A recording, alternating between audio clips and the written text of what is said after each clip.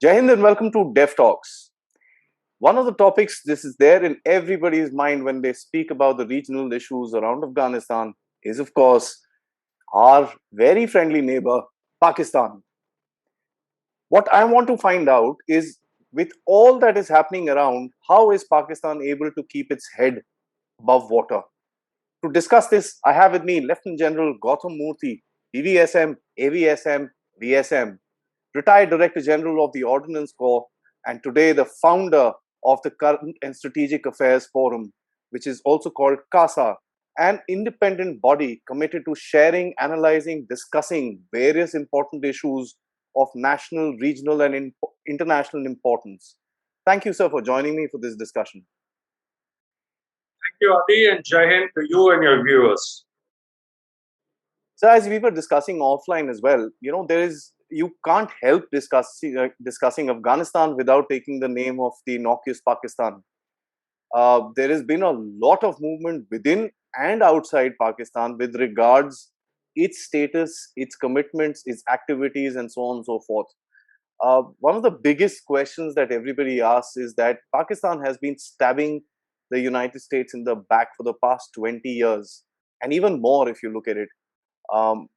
How is it that the USA has been tolerating them, has been allowing them to, propagate in their deeds, and has been also stopping anybody who wants to go against that country? Right. To answer this question, let me tell you a little bit about the Pakistani Army. I've had the opportunity of visiting Pakistan, meeting Pakistani officers, interacting with a lot of them, interacting with a number of civilians. And this was at the height of the insurgency that they were facing in the year 2008. I was secretary of the National Defense College here in New Delhi and had gone with a delegation with my commandant. In fact, we took our wives along. And we had spent 4 days in Pakistan, 1 day in Lahore, and 3 days in Islamabad to attend a conference, a seminar actually under the aegis of the ASEAN, the theme of which was military operations other than war. And interacting with Pakistani officers then and earlier too, there is no doubt in one's mind that the Pakistani Army has perfected the art of running with the hare and hunting with the hounds. The Pakistani Army, let me tell you, is a very professional army. You meet the officers one-on-one, you discuss issues with them. They are absolutely on the ball. They understand everything. The grasp of essentials and beyond the essentials is very, very sound. In fact, when Pakistan says that they are a victim of terror, they are not lying. They genuinely, it has happened to them in the last 20 years or so. They've lost over 65,000 people. When I was there, a Pakistani officer who was traveling with me and I got talking to him, he pointed out the Lal Masjid to me. And it was right next to the Serena Hotel that we were staying in the heart of Islamabad. And Islamabad is a lot like our Chanakya Puri. It's a much larger version of Chanakya Puri, very beautifully laid out. And he was telling me, and I asked him, I said, how could you let these guys come up over here? He says, sir, they've always, it was a huge intelligence failure. The chaps were here. We didn't realize how deep they had infiltrated into our madrasa. He also showed me, we drove past the bombed out Marriott Hotel. If you recollect, there was a truck bombing that brought the Marriott down almost and killed hundreds of people. That happened in 2008. And he was telling me he was having dinner with his family in a restaurant about 4 or 5 kilometers away when he heard the blast, and he rushed home and put on the news and realized what had happened. They are intensely worried about terrorism, yet at the same time they're able to write the title. You've got to hand it to them as to how they're able to handle this. Their very senior officer, he was a Lieutenant General, I was a brigadier then, he told me, he belonged to the Khyber Pakhtunkhwa region, and he told me, I'm a Pathan. For the Americans, it's collateral damage. For me, it's kith and kin. And he also said we have created, when he was talking about the Taliban 1.0, at that time in 2007 when I met him first. He says, for Americans, it's collateral damage. For me, it's kith and kin. He says, we are not neither trained nor equipped nor organized for this kind of warfare. We have created a Frankenstein's monster, and today we are paying the price. They understand it. They understand fully well what has happened. And at one level, they are fighting counterinsurgency. At another level, they're training the terrorists. It absolutely beggars belief as to how they managed to do this. True, sir. And as far as your question is, don't the Americans know? Of course, everyone knows. I mean, you had Hillary Clinton as Secretary of State saying this. If you're raising snakes in your backyard, they'll sting you. Everybody knows. But then, as somebody said, I think Bruce Reigel, or who was it who said, Pakistan points a gun to its own head and demands and gets what it demands. If you don't do this, I'll blow up. And the US is, of course, and all of us are deeply concerned about the nukes falling into wrong hands.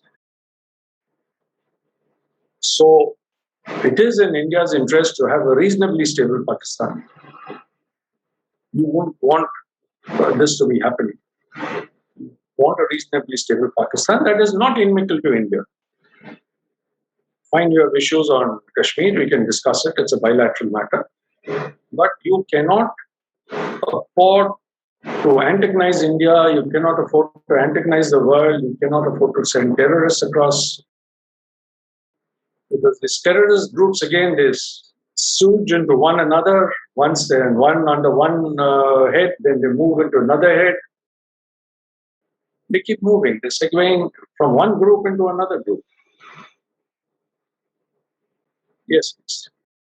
Yeah, absolutely, sir. I agree with you because there is no such structure in these guys. And right now, what it's being seen that the more radical elements are proposed to be shifting into the IS and the Al Qaeda because they're not in agreement with the Taliban talking to the West and so on and so forth. It's a very volatile situation, and only I guess time will tell how this thing goes off.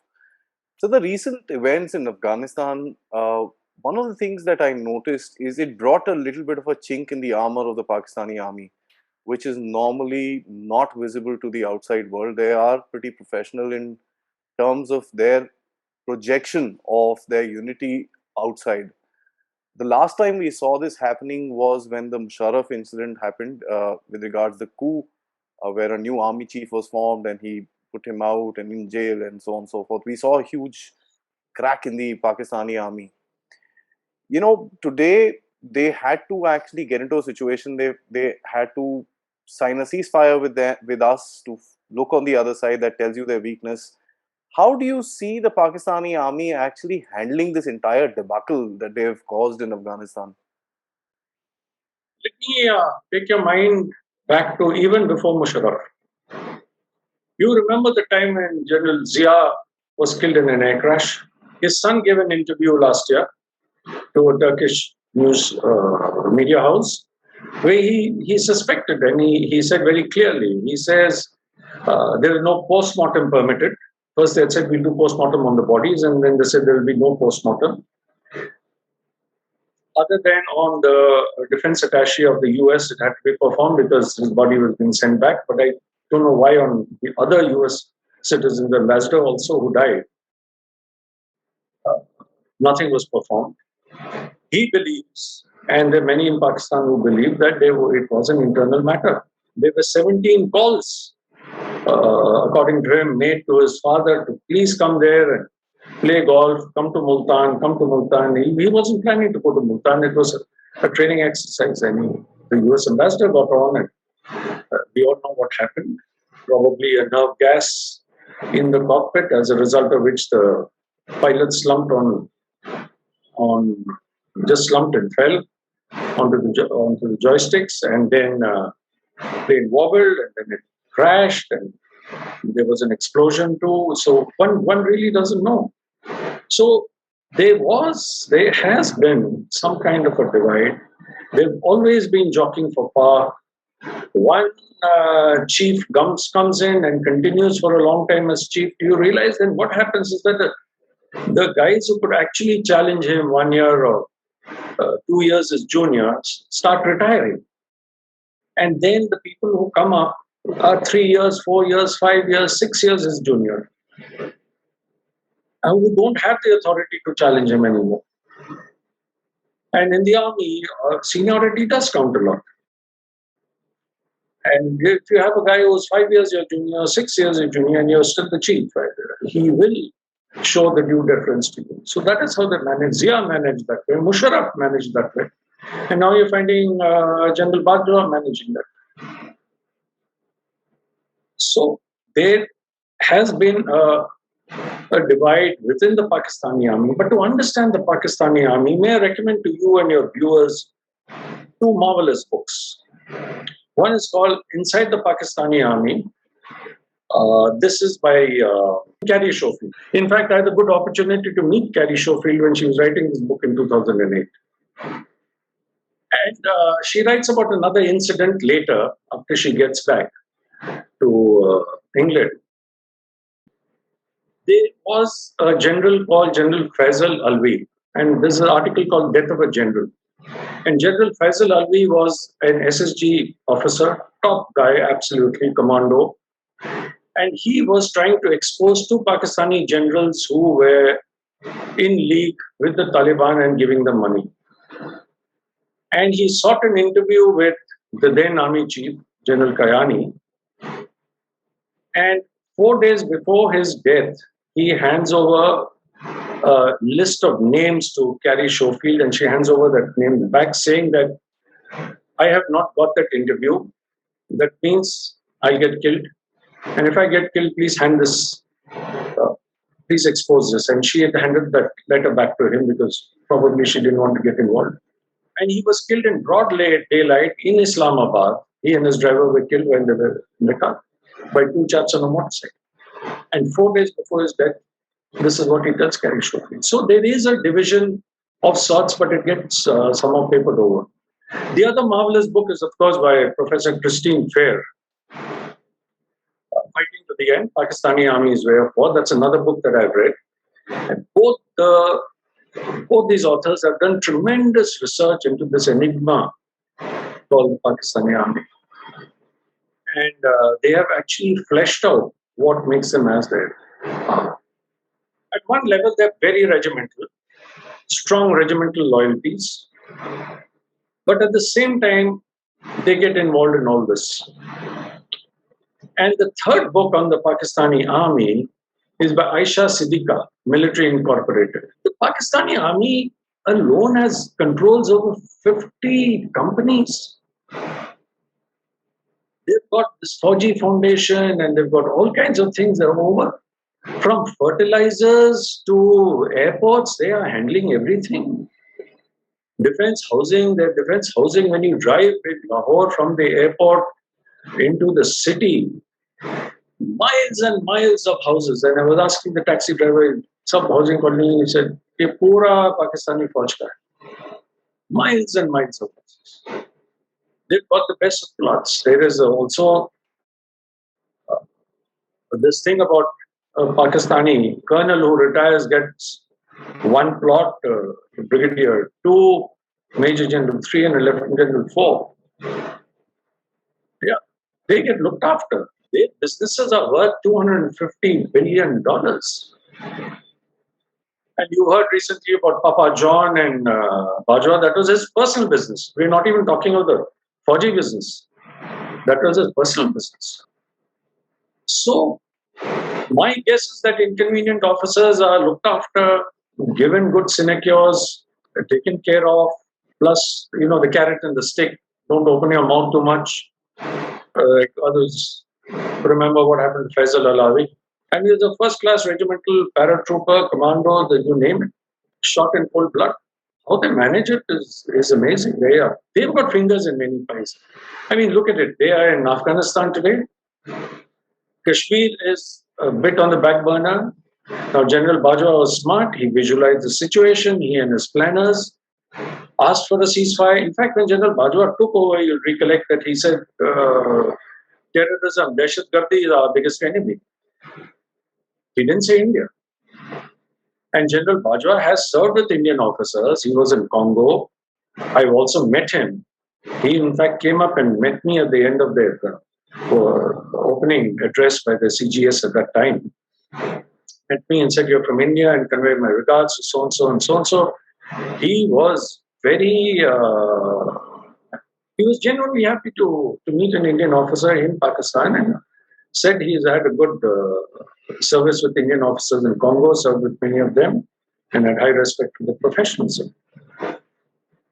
Now, he obviously the request came from Pakistan for a complete ceasefire to get back to the agreement. We happily agreed. From February of 2020 to now, there have been only 6 minor ceasefire violations. That's in over 18 months. So that means the ceasefire is holding. They have been able to thin out a few troops, not entirely, but some elements of their one of the divisions has moved to Afghanistan. They've put fingers in many pies. You see what is happening in Balochistan, see what is happening in Sindh. They have a Pashtun problem. They're tackling the TTP. Now they're fully involved in Afghanistan. Not only at the army level, now you mention of Panjshir, there are talks about atrocities being committed in Panjshir. There are talks about them having drones in Panjshir. So where does it end? They're able to handle all of this and much more. I think one's got to give it to them, sir. No, at the same time, I mean, while one may look at this that they've done, but are they biting more than they can chew? What happens now? Do they have the finances? They may have all this 4G Foundation and all, but do they have finances to help out? Well, the third humanitarian convoy has moved to Afghanistan as we speak. For how long can they provide aid? And if not US, don't the Chinese have their backs now? They've always ensured that they have somebody backing them. Yeah, China, it's a symbiotic relationship. China wants their BRIC corridor, the CPEC to be looked after. So one really doesn't know, but I'm telling you what the Pakistani army is like, and they're taking on the TTP in a very big way. I'm told that in the month of August alone, there have been about 32 attacks by the TTP. I mean, some of their media blames India, of course, for it, but you and I know that India is nowhere on the scene. We are miles away. We don't even have we've got nothing there, no presence in Afghanistan today. True, sir. As a matter of fact, it's a very interesting thing that you mentioned that they've been able, they are now focused towards Afghanistan. A lot of reports, as you said, have also pointed out to the factor and confirmed factor that boots on the ground of Pakistan within Afghanistan to crush over the Panjshir resistance. 2 questions come out of it, sir. One, how far do you think the Pakistanis went into Afghanistan to actually support the Taliban? And 2, somebody who enters Afghanistan is damn difficult for them to get out. Would the Pakistani army be able to walk away from this? Aadi, this is not new. Ever since October 1947, Pakistan has been sending regulars in mufti in their salwar kameez. It is not only us who's saying it. Pakistani army officers have written own accounts in books on 1947-48, that's of Gulmarg, of Gibraltar 1965, and of Vijay of ours in 1999. Pakistani bodies lie buried in India, unclaimed. Some of the families, even today, are staking a claim and trying to locate those bodies. 1989 of Vijay, they continued denying it, denying their presence, even when we found identity cards, until one commanding officer there said, "I'm not going to let my men be buried unsung and unknown." He reached out to the Indian CO and said, "Request your permission to take back the bodies. The bodies are my soldiers." He came up in uniform and the bodies were handed over. It's a famous clip that was brought out, I think, by NDTV at that time.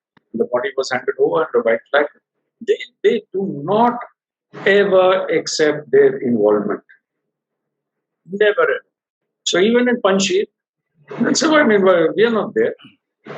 But we are aware that the Taliban by itself, who organizes them, who gives them the eyes, where are the drones flying from, who listens to their radio communication. The Taliban are not sophisticated enough to do all that. Yes, they have the will to fight, they have the ideology, the religious zeal to fight. But beyond that, who's providing them the backing? It has to be Pakistan. Why was the ISI chief there? He made it very clear. He made his presence clear. There are reports that there are, again, bodies coming back from across the Afghan border, buried in silence. Why is Pakistan not admitting that their men are being killed, buried with the coffin draped in the Pakistani flag? Why is that not happening?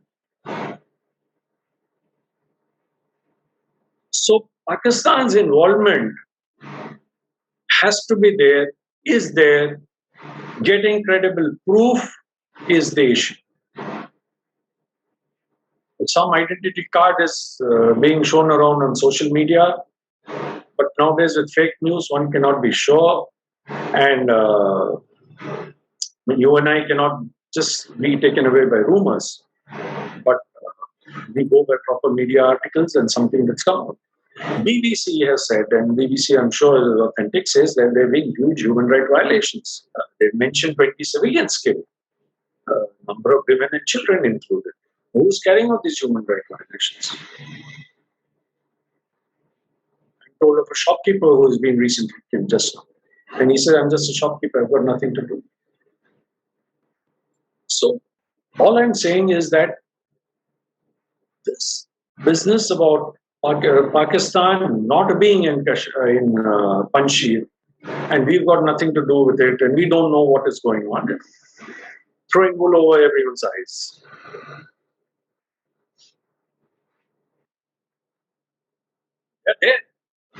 Now the next part of your question is, once they've got boots on the ground there, boots or should I say a pair of sports shoes or boots or whatever you call it, but sports shoes is the favorite footwear there.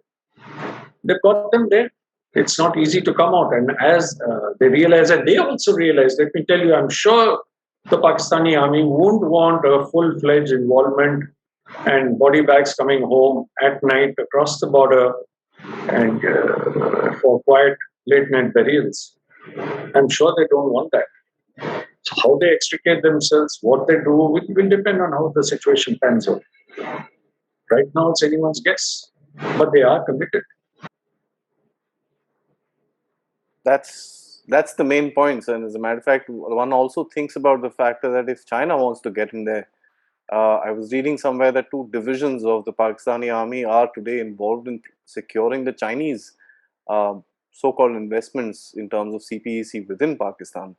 If that is the case, well, the Chinese are not going to put their own boots in the ground in that quagmire of a place. Who else? So that's Where has China put their boots on the ground? Oh, sir. Never. China is very, very smart. I mean, the way they handle it, they've got Pakistan to do the work for them, the dirty work for them. Why do they need to do it? But what China is doing, they're building a border fence against Afghanistan. They are aware. On the one hand, they've got the Pakistani support. They've got the Taliban supporting them. There are pictures of their foreign minister meeting the Taliban delegation. That was before this. From Doha, they had gone. And at the same time, they're demolishing old mosques. Can you imagine any mosque being demolished in any country? And a new building, communist type of building, you know what I mean, the faceless, with no architecture involved, that kind of building, a typical government building coming up in its place. An old 14th, 15th century mosque has been destroyed, has been broken up. Muslim children can't have Muhammad in the names. There are no presents, there are no domes. So, on the one hand, they're doing that, and they have said that the Quran is normally read in Arabic and it's translated in various languages across the world. The devout go there and understand in their own languages. But the mullah reads out the sentence in Arabic and then explains the verses. In China, they don't do that. It's all in Mandarin or in the local language. You cannot read it out in Arabic. Yet at the same time, you find Pakistan rooting for China, you find the Taliban rooting for China. So that makes me want to ask a question: Is it religion, or is it a very selective application of your religious beliefs? That yes, I'll apply a religion where Palestine is concerned or where Kashmir is concerned, but I won't apply religion where China is concerned, where the Uyghurs are concerned. This makes the whole thing very, very intriguing. Indeed. And China is doing the tightrope walking. Pakistan is doing. China doesn't want any trouble from these guys. I mean, must be very clear on that. And they will hit, and they'll hit hard. They're buying the Taliban. They're paying their hafta, so to speak. Don't trouble me. Here it is. They're the only country that's promised. And again, China is very smart. The $31 million that they promised in aid is in kind. It's not in cash. It's not in US dollars. It's not in yuan. It's not in Afghanis. But it is in kind. Pakistan is also sending their humanitarian effort in kind. Both of them are varied. And to take it from there, what is the Taliban today? I want to know, what is the Taliban? Who is the Taliban? According to me, to use Christine Spare's beautiful euphemism, there is a Rawalpindi Shura, which she refers to the generals and talks about the Rawalpindi Shura, and I'm talking about a Doha Shura. Now, what has happened is a Doha Shura made all that bright noises, spoke to the Americans, got the Americans to withdraw, said we'll be an inclusive government, we'll be an Islamic emirate, women will have all the rights within Islam, we will not do this, we will not do that, we will include Hazaras, we'll include others. What has happened to all of that? Where is Mullah Baradar? How is it that after the visit of DGISI, 17 out of the 33 ministers are UN designated terrorists, 2 of them with bounties on their heads? Where is Mullah Baradar? Where is their Bakunzada? Are they in safe houses in Pakistan? Are they safe? No one knows. At this stage, we don't know. Right? Things are unraveling very, very fast. And if you're keeping pace on Twitter or on other these things, you come to know what is happening. There are brave correspondents there. Yesterday, I saw a wonderful interview of Lise Doucet with their Minister for Health. And the Minister for Health was the previous Minister for Health. They've retained the same doctor and the same gentleman, and he was dressed normally like everyone else, and so was Lise Doucet, without covering her hair. Or earlier she was in a burqa all over the place, but this interview took place, and he was appealing to the world to help the Afghan people. So at one end they have this minister, and at the other end they have the Haqqani. So how are you going? Sooner or later, there's going to be conflict within them. It's apparent to anyone. And people who say, yeah, they're bringing in peace and they're bringing Islamic law, it's not going to happen. There's going to be huge conflict. We need to keep our powder dry. Absolutely. All nations need to keep our powder dry. There are going to be attacks. And TTP today is being made out to be a monster. Tomorrow it will become another one. It's like an octopus. You cut off one tentacle, another one will grow. There will be so many dissatisfied, uneducated people within the ranks. And suicide bombers, a dime a dozen. Haven't you seen the recent clip that's doing the rounds of a Pakistani officer showing a correspondent one of their training centers, and including underground where they would treat their patients, and posters, including of some of our Bollywood actresses over there, saying that this is what you get in Jannah. And to take my mind back to 2008, that Pakistani officer told me he has heard tapes of mullahs telling them their room numbers in Jannah. The Pakistani officer told me this. So what has changed? 2008 was how many years ago? 13 years ago that I visited.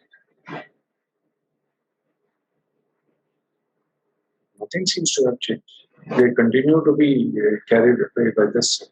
They will continue to get suicide bombers in their ranks. Whichever faction of the Taliban you're in, you will find your suicide bombers.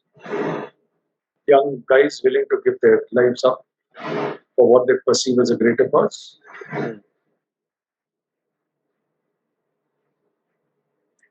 I think I'm going to go out on a limb and actually answer your question that what do they want? And I have only one word to say for all this stuff, sir. They want money. No, to see, you're right to a very large extent. Who is it that the day that you're referring to? The Pakistani Army, of course, I've told you about the businesses, and Aisha Siddiqa has brought it out brilliantly in her book. Christine Fair too refers to it about what they're doing. The Pakistan Army has their focus on Kashmir. Their focus is on the Kashmir Valley, and there was one moment in time when Musharraf was there, Manmohan Singh was there. There was some talk of making borders irrelevant, meaning which you keep your side of Kashmir, we'll keep our side of Kashmir, let the Kashmiris enjoy prosperity, but that never saw the light of day because Musharraf himself was knocked off the pedestal. And apart from that, I do not know whether any Pakistani officer can talk peace in Kashmir and continue to remain where he is. I do not know whether any political party can. Nawaz Sharif tried. He got elected also without using Kashmir in his discourse. He came across to make peace with India when our Prime Minister Modi ji invited him for his swearing in. But then what happened? Modi ji went there, attended his granddaughter's wedding, and after that, Pathankot happened, and then everything went downhill. So there is a strong there. When people say that there is a state within a state, there is something to it, and there is much more than money. There's much more than money. There's a particular ideology. There is a particular thought process. There is a particular jockeying for power. And let's face it, the Pakistani Army is running the country. Correct. Unofficial. So money is there. Yes, the Taliban also require funds. After all, you've got to govern. You've got to run a country. You've got to pay salaries. That health minister yesterday was saying that my staff, my doctors and nurses haven't been paid for the last 4 months. I wonder how they're managing. He says patients are not able to get their food. He said that is my fear.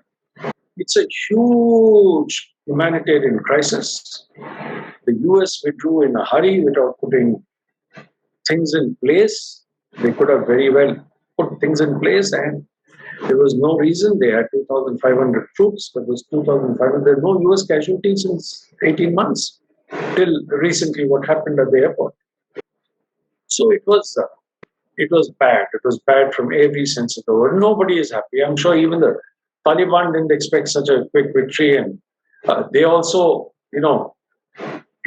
time is running out of them. They've not even sworn in the government to talk of anything else.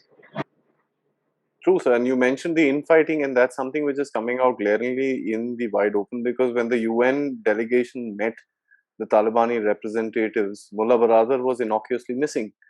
And he had to put out a statement, which was again a recorded statement, not a video statement, mind you. So that puts another doubt in your head. Why is he recording this when he could have just, appeared in public? Because he's not shy. He's been Yes, he's been coming out. Right. The joke that is going around, I'm going to just diverge for a minute. So, the joke that is going around on Twitter is that the Taliban should hand over these designated terrorists to the United States and raise money for their government. So that's a good way for them to get money out. It's something that it's a viable solution. But I what do feel. you do when their interior minister has a $5 million bounty on his head? Exactly, sir. Sir, you also mentioned the Pakistani ISI chief visiting Kabul. Two things. One, the ISI is supposed to be a covert organization. We were discussing this offline the other day as well. Why did he appear in public? And that's something which is a question not many people are asking. It's accepted that he was appeared there and this and that. Why would an ISI chief appear in public and showcase what, or if I may just rephrase that, dig a hole in front of him? Secondly, there are also rumors about the army chief being very miffed, and another, general has been appointed as the CGS there. That gives an indication whether this guy has very short time to actually command a corps for him to be in the running of the COAS. So it's a delicate situation. I'd like you to comment on that, sir. Very, very delicate situation, very intriguing situation again. Now, I'm sure ISI chiefs earlier and different ISI officers would have visited Afghanistan in the past, especially in the past 1 month, that we don't know about. But here he wanted to be seen. What message was he giving? Was he giving a message? How did he go there without his chief's approval? I know in our army, the general in Delhi doesn't leave Delhi without notifying. I mean, he doesn't. For a formal visit, the visits are all approved. There's a directorate that approves your visits going in. And a foreign visit out of question without the approval of the chief. There is no way. And here he went across. 2 or 3 things happened after he went, which are coming to light. One is, which is obvious, that as I told you, the Doha Shura is out and the Rawalpindi Shura's people are in. 17 out of 33. He's done that. Plus, there was intertribal rivalry too. The Duranis and a couple of other tribes, there's intertribal fighting also going on in between, jockeying for power. So he was there primarily, I think, to sort it out. Thirdly, for the Panjshir operations and how to tackle it and what help he could provide for that. Now, all this he did on his own, thinking perhaps that he was on touch, but there are reports coming in from Pakistan that the chief, as you said, General Bajwa, took a dim view of it. He was issued a letter by the Adjutant General, Mohammed Amir. He was marched up to him. Now, you march up. When a Lieutenant General meets another, you are not marched up unless it's a disciplinary case. You walk in, you salute, you say, hello, sir. And the DGISI apparently was told to put on uniform because the DGISI normally, I'm sure his appointment allows him to move around in civis all the time. But he put on his uniform. There are reports, I do not know, rumors that the flag from his car was removed. He was marched in and he apologized unreservedly because he was told, and today General Prakash Menon has written an article in it, that he was accused of drinking, of meeting up with women journalists, hobnobbing with terrorist organizations, hobnobbing with politicians. These are the charges against him. They're very serious charges, multiple breaches of discipline. Was he caught on film? Was a proof given to him? He has given an unreserved apology. And he's back to his job. But nobody has changed him. He continues to be there. And you said, as you brought out, by 31st October, if he does not pick up, then he cannot be in the running for chief, because then he gets passed over for a corps. And the CGS who's been appointed, who's General Azhar Abbas, now he's a Shia. And knowing the preponderance of Sunnis there and this this huge difference and suspicion of the Shia, whom some hardcore Sunnis do not consider Muslims because they respect Prophet Hussein. Now he's been made CGS and he's in line for the next chief as the talk from Pakistan coming out. Is General Azhar Abbas being appointed to take on the TTP specifically? No one really doesn't know because he commanded the division that took him on, so perhaps again there. Now some generals are supposed to be under surveillance. There's deep rivalry between them. There's another general to watch out for called Syed Shamshad, whose focus is Kashmir. Where does he go from here? One really doesn't know how it's going to play out. But right now, I think General Faiz Ahmed has bought peace by making his unreserved apology to General Bajwa. It's an interesting scenario where all this, even if it is a rumor, and even if it about 20-30% of it is true, it still makes a huge dent in terms of the Pakistani Army's perception, sir. Sir, you mentioned, I'd like to actually take you through another small thing with regards to the Pakistani Army trying to bring up Kashmir again. I'm going to say Pakistani Army because the civilian government today is, and this is my personal opinion, you may differ for it, it's a complete joke. I don't think they are even thinking, excuse me, I don't think they're even thinking before they're giving out statements of any kind for that matter, because you have the Prime Minister who comes on the floor of Parliament, calls Osama bin Laden a martyr. The foreign minister caught on another television interview, he reserved his comments on this particular thing. So they're a bit of a joke with regards to their perception. Having said that, they've released a dossier today which talks about the Kashmir and the so-called genocide, as in their eyes, which is being done by the Indian Army or the Indian government on the people or the Muslims of Kashmir, if I may just put it across that ways. Is this a diversionary tactic, or because they've done this 5 times before and they've not got anything? As a matter of fact, they've got ridiculed even harder. Is this another diversionary tactic to take the world's mind away? And this, why I ask this is because this particular thing surprisingly was reported by the Tehran news media. So how do you look at this entire situation, sir? A good question again, Aadi. You see, what I want to tell you and your viewers is, firstly, the Pakistani Army has banned discussion on the Afghanistan situation in their parliament. Correct. Can you imagine the army of any country, any democratic country in the world, telling the parliament that you will not discuss an issue that is going to affect each and every Pakistani citizen? They've done this. Now, having done this, what do they need to do to divert everyone's attention? You and I know, and all of us know, that the situation in Kashmir has returned to normal. People are generally happy about everything. Yes, they may have the angst about India and everything else, but at the same time, they are seeing the benefits and of what it means to be a part of India, to be a part of the Indian Union. And they are seeing the benefits, and they are seeing what is happening to their brothers across the line of control. They are no fools. So Pakistan will keep coming out with its propaganda. The ISPR, let me tell you, is a very strong machine. They've been churning out videos, they've been churning out all kinds of things, and not just now, they've been churning it out for many, many years. We should also counter them in the public space.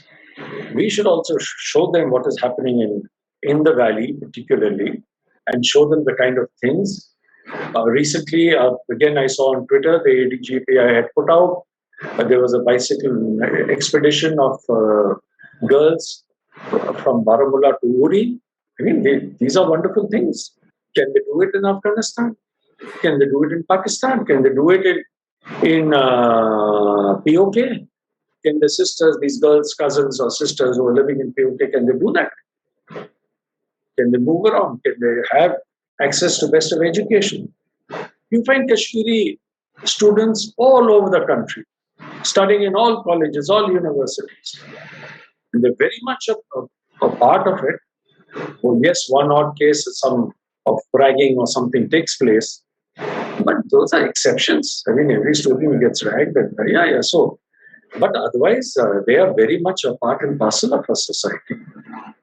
There is no differentiation in our country between a Muslim, a Hindu, a Christian, a Sikh. I mean, we've all grown up in complete harmony. Yes, one odd communal incident does take place, but it's nothing. And the Kashmiris are very much a part, as close to us as anyone else. In fact, when I must tell you this, earlier on in my life as a second lieutenant, when I was in Nagaland, and speaking to the Nagas, and they would say, "No, no, you're from India," and all that. I thought they were different. And my friend was a tall 6 foot Sardar. I said, "What is common between him and me? His language is different. I am a Tamilian. I come from the south. He comes from the north. His food habits are different. My food habits are different. His religion is different. My religion is different." I said, "But we are one." I said, "We share the same room." Those two of us were sharing a room. I said, "He's my best buddy." I said, "There's nothing different between us." Similarly, I said, "You are very much a part of us. Don't even think that you're different. There is so much of unity in our diversity." So Pakistan can do what they want. The average Kashmiri knows that he is much better off here in every which way. Education, medical, job opportunities, everything. And after the removal of after 370, things are much more peaceful. When the Prime Minister called for a meeting, all the leaders came. They are also aware. They were made a presentation as to what is all happening in the valley. They've all accepted it. So Pakistan coming out with this propaganda, the whole world knows about it. Nobody is going to lose any sleep. So, and I'm sure our PR machinery will take it on, and they'll be able to handle it. Absolutely. You mentioned ISPRs, and I agree with you. Their information warfare capabilities are far, far ahead. I mean, I think they've taught it to the Taliban as well, who've been putting out the right message as far as what is required for the world to kind of stay away from them till yet. And it is the formation of this weird government which actually put them behind. But till that time, I think a lot many around the world just said, okay, fair enough. If that's what they want, let them be. As long as they don't interfere with us, we will not, look at them. But things have changed. So I'd like to, to end my discussion with you, I'd like to actually go on to a very interesting thing. The King of Pakistan, I'm going to say this very, very clearly, who's the army chief, and the quarters are the corps commanders, and his crown jewels are going to be the nuclear weapons. The scare around the world, and of course, a lot of us people who are students of strategic affairs fear the factor that these weapons might just reach into the wrong hands. There have been fears expressed from the United States. There have been fears expressed from the NATO allies, and so on and so forth. With the financial situation in Pakistan, and with them having additional responsibility, if I may put it that way, we also brought up 3 aircraft of aid has gone from Pakistan. That's the richest statement I've heard in the past some time, that Pakistan is giving aid to someone else. But having said that, with this situation, how do you think the Pakistani army is going to keep the country together? Because at the end of it, that is, the nuclear weapons is their insurance, and the country and their threat of the so-called threat from India is their survival. So how do you think they're going to take all this together, get the money going? They've got the FATF knife. If any small attack happens right now, they're going to be blacklisted. It's my question is becoming longer and longer, but that's the list of problems that the Pakistanis have. So how do you think they're going to do all this? Okay, firstly, take the economy. What is their GDP? What is ours? Ours is 10 times more. In fact, there are 33 Indian states and 8 union territories whose GDP is more than Pakistan's. That report came out a few days ago. Yes. There are 2 million people who have fallen below the poverty line. Every country is pulling people above the poverty line. There are 2 million below the poverty line. There is water scarcity looming large. And a colleague and a friend of mine who studies rivers intricately tells me that if the plan to build dams on the Kabul River happen, Pakistan will be starved of water. But Afghanistan needs those dams for power generation and for their own water. Mm-hmm. There is a huge water scarcity. There is a looming famine. Their FDI inflows declined by 39%. Their FDI was last year only 35 billion. And our FDI only from April to June has been $25 billion. The foreign exchange holdings about 19 billion. Ours is what, 642 billion. I mean, there is no comparison. Having said that, yes, the Pakistani Army, Crown Jewel, King, all your metaphors are absolutely right. They are not going to let the nukes fall in anyone's hand. The Pakistani Army may have their problems within, but they also understand that the most danger of the nukes falling in the wrong hands is to them. Secondly, the Chinese also not going to. The Chinese will continue to back Pakistan. You're asking me how the 3 aircraft go. How do you know that the aid does not come from China and it's being routed through Pakistan? We really don't know that. China is a dark horse. China knows very well what the situation in Afghanistan is, and if it goes over the boiling point, the results will be horrendous for China. And Pakistan also knows that. So while Pakistan may continue to fool the world and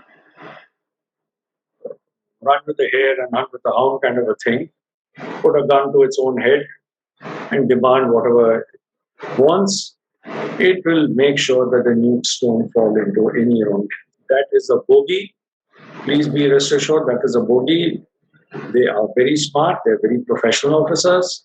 They're not going to let anything like this happen. So, without factoring that, we should know how to deal with Pakistan. The world should know how to deal with Pakistan. I think that is a red herring. To my mind, it's a red herring. Even if they have divisions within them, they will sort it out. But as an institution, the Pakistani Army is not weak. It is strong within the country. It is weak in the sense that it has bitten off more than what it can chew, and hoping that the Frankenstein monster like that Pakistani general told me, it doesn't come to bite it. You can nibble at it, but not bite it. They will ensure their survival. They will ensure an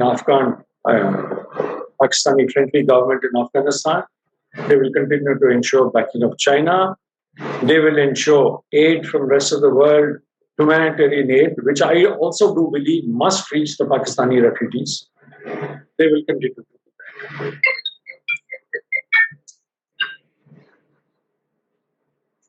So my point is it's a red herring. Let's not get carried away about the nukes. They are a nuclear power, there's no doubt about it. And let's hope they remain a responsible nuclear power. I think so. I'm going to take away one of the biggest things, and you've mentioned this twice in this interview. That's something that is going to be stuck in my head. That it's not very well known that the Pakistanis put a gun to their own head. And now, when you with the last answer that you put across, that is something that makes it a little more clear that if we fail, boss, our nukes are on the line. So that's something that they might be saying. Oh, all the world will go around and say, no, no, no, wait. You want something? We'll give it to you. Just relax. Sanction Pakistan was a big thing. As a matter of fact, Christine Flair came up and said, you're fighting the wrong war in the wrong country. But I guess there are many reasons which at a larger level one has to understand why the Pakistanis are being tolerated.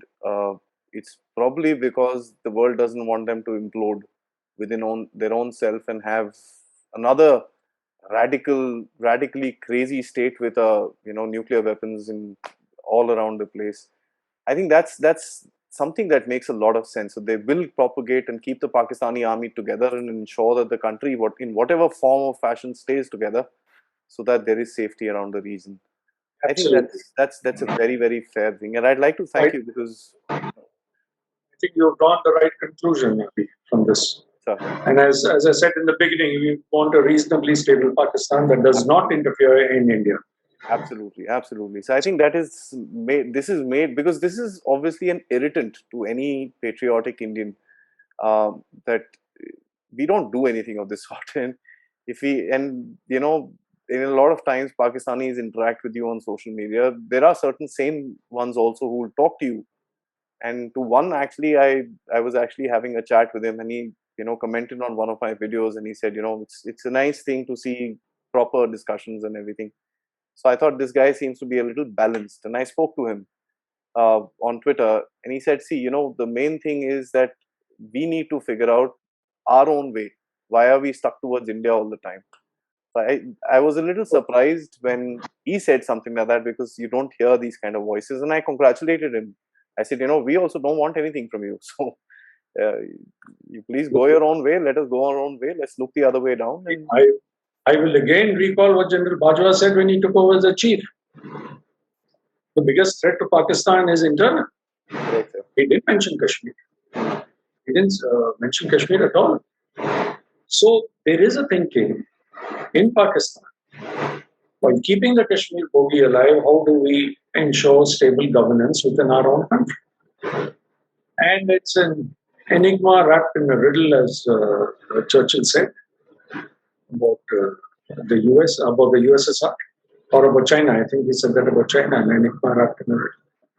So it's something like that. I think We still have to figure it out.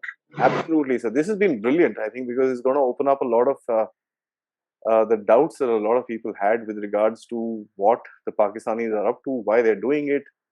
Well, to a large extent, and I'd like to thank you for teaching me this, that they just don't have a choice today. They're doing everything just for their own survival, and one can understand that when you put it like that. But having said that, one has to keep our powder dry. India has to keep a lookout, and that's something that General Moorthy also brought out very well. So, Thank you, Aadi.